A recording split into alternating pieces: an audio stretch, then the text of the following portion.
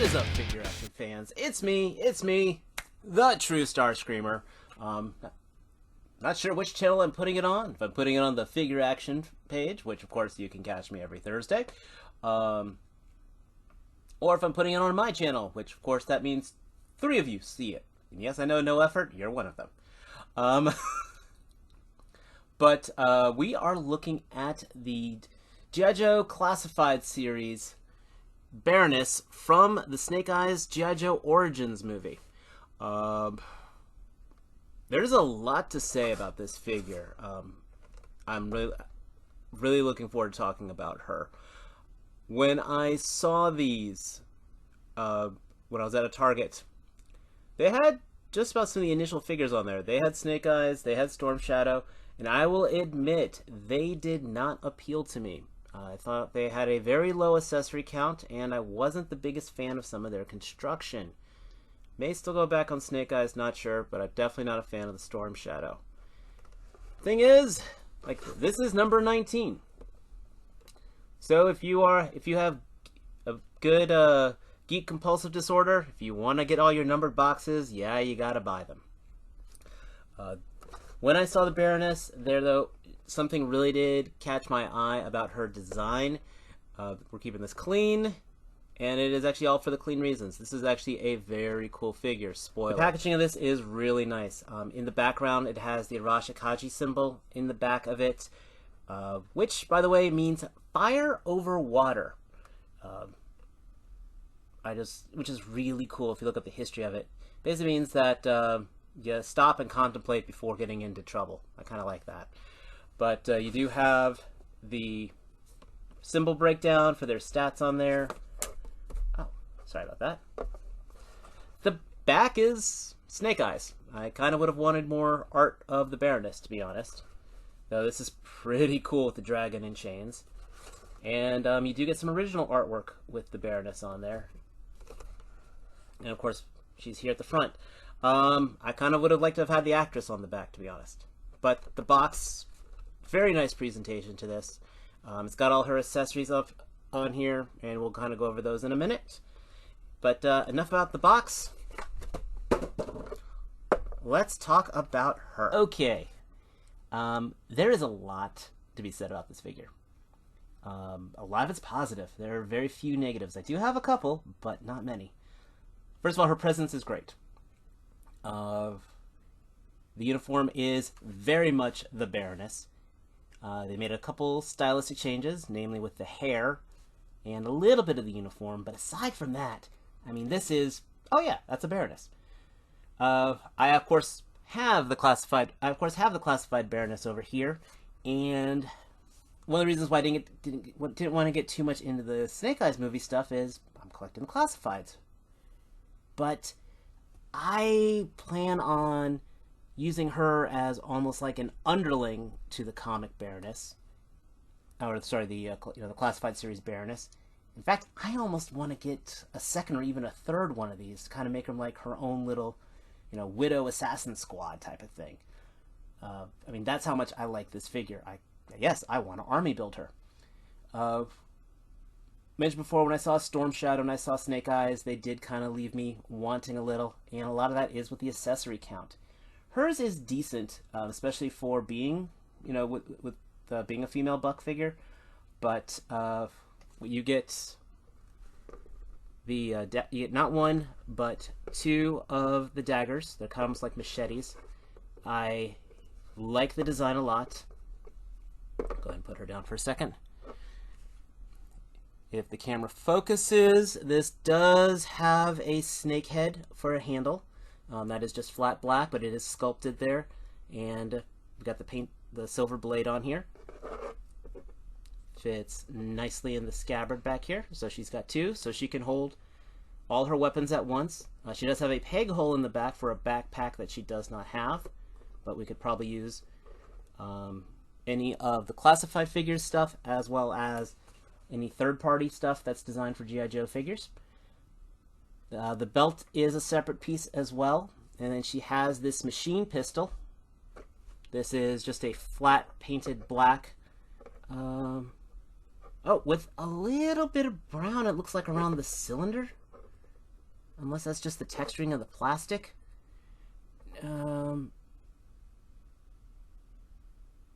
Yeah, I think that's just the texturing of the plastic.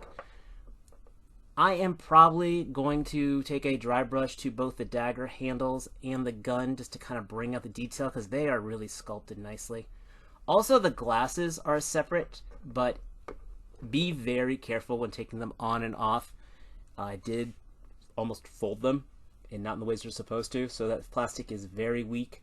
I'm not taking them off here because definitely want to use 2 hands to pull them off on either side. These fit right under her hair, and I mean they definitely complete the Baroness look. I mentioned before I want to do my little assassin squad. I'll probably have at least one of them without the glasses. So accessory count though, very pleased. I want to talk about this belt for a second. When I first saw it, I thought they were just reusing the Baroness belt from the first one.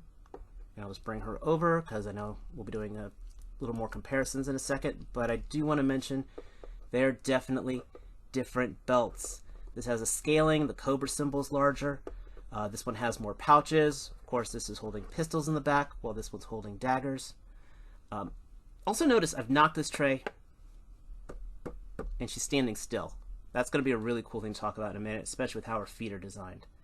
But this belt is an homage to this one, and it's definitely on its own. I like that a lot. Let's talk about the actual Baroness figure herself. She has a lot of great detail. The face sculpt. Let that focus for a second.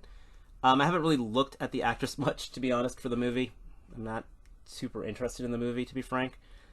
I've got a few complaints about the story design, but it is a very nicely done face. With the glasses on there, you can kind of, so I can use both hands here.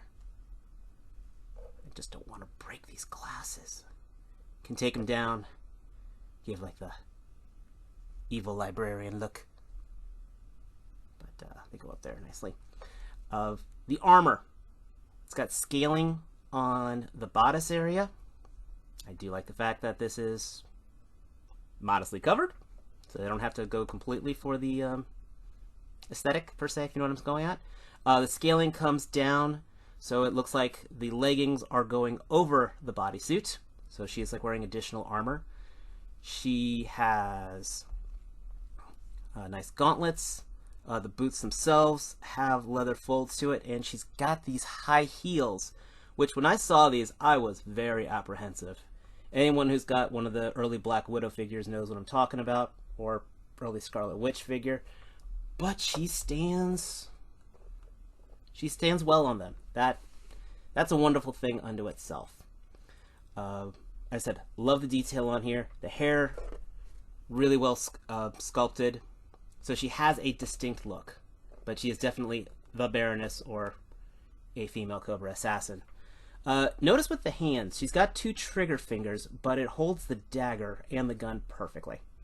So some figures, they put the pistol hand, they give you a dagger, and the dagger kind of fits loosely. Not at all. Articulation. This actually was where it really surprised me. And I'll be bringing her in back in a second. We've got the double knees, so she can kick her own tail. These are pinless knees. Always nice. She can work hard for the money. She can do the Dallas Cowgirl. Elbows are about 90 degrees. Not quite past 90. Thing is, bring another Baroness here. She can't get there. I don't know if it's just because of the armor, but she can't even break 90 on her elbow. Also, she has very distinct trigger fingers, so when holding the daggers, it's not quite as good of a grip. Hips. They're not quite, they drop down, but we're talking like millimeters, but they do drop down, so that gives you that ability to kick high, kick out, and get some very good action poses. She has elbow swivel. She has butterfly joints, a great range on this butterfly joint. So for a dagger, that's awesome. Plus, the wrist swivel is what T-Man would call a roll of the dice hinge, which I love for a dagger because she can sit there, bring that across. So this is definitely good knife fighting hands. Could bend up a little more, but that's because of how the sculpt doesn't let it bend up, but you can bend down, which also is good with a pistol. To kind of give that off grip, even though if she pulled the trigger, she'd break her wrist, but still. Very pleased with that. Oh, I almost forgot to mention the choker here. That is sculpted on. That is not painted on. Her head is on a disc and is on an independent bend, so she can look all the way down, look up, really get some dynamic neck looks. Head, yes, is removable.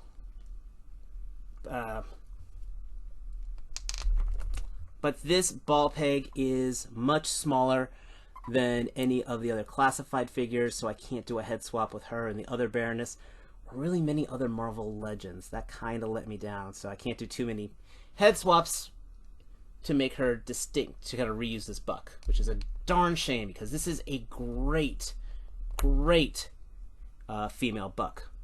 I would love to see this being used for other women figures, even if I know Lady J is going to be having the double hinged elbow. Still, well, I'm going to do a comparison with second with some other figures, and you'll see.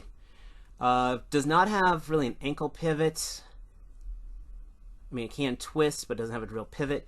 But we do have a boot cut, which is nice for a little more dynamics. So you can get her really looking rather vicious. And she... There we go. And she balances very well. Oh, this is... Okay, here's one of my few complaints to articulation. She has almost no ab crunch. So I'm curious if I could pop this, heat this up and pop this off and maybe hit a Dremel in there to give her a little more ab crunch. But that's probably my biggest complaint, really, with her articulation. More than the elbows, even, is the fact she has no ab crunch. But she has waist and the ball hinge up there. So she holds up, and you can really make her look like she's going to do some damage. Yeah, I mean, you couldn't do that with the old Black Widow figure or any of the Scarlet Witch. So even with these high heels, she holds a pose beautifully. So let's do some size comparisons. So first and foremost, here she is compared to her classified counterpart, or Real American Hero counterpart, the regular Baroness. And they look good next to each other. I mean, their heights are about the same. Proportions, very similar. Like I said, she's armored up, and believe it or not, I actually had more of a trouble getting her to stand than her. So I found that interesting to revisit. I mean, look here, I'm trying to move her, and she still wants to wobble. But they do look good next to each other. Here she is with a basic Marvel Legends female buck. This is the New Mutants 3-in-1 figure with the Mirage head right now. Mirage? Yeah, it's Mirage. I'll tell you, messing with her, then messing with her, this is such a better figure than this. If Marvel Legends, you need to talk to the classifieds guys, this is where you need to be. This is exactly where you need to be. But they do fit well together. And here she is with a Marvel Legends Red Skull. Nice basic 6-inch figure. These look great together. So Hydra apparently has co-opted Cobra Agent. I think they look good. I am a fan. So this will definitely fit in very well if you want to integrate in your figures. So there's your basic, your basic Hasbro 6-inch stuff. Obviously, with some of my other figures, like a NECA or a McFarlane, she's going to be out of scale with that. But, I mean, Hasbro's your basic, is right now almost the industry standard for 6-inch, so I'm just sticking with some of their common bucks. Overall, I absolutely recommend this figure. This is a fantastic rendition of the Baroness. If you were unable to get the Baroness coil figure, this would be a great Baroness to use in her stead. In fact, in a lot of ways, I like this figure better than the regular classified Baroness. Bringing her back in. I mean, she's in biker armor, okay? I get that. But this figure poses so much better than this one does. You know, with the chest plate on here, she has a butterfly, but you can barely use it. The shoulders here, I didn't even really do that comparison. I really should have. In fact, I'll do it right now. So, yes, her shoulders go out, but I've got the shoulder plate armor here. But again, look at the butterfly. That's as far back and forward as it goes. Baroness barely can look up because of the long hair. This girl, I mean, like I said, we can do a full slash, and I love how this butterfly is integrated, you know, with the armor on here, so it looks like the clothes are moving. Hands down, this is a better figure than this is. She comes with a coil bike, though, which is absolutely awesome, but it kills me that I can't put her head on here or vice versa.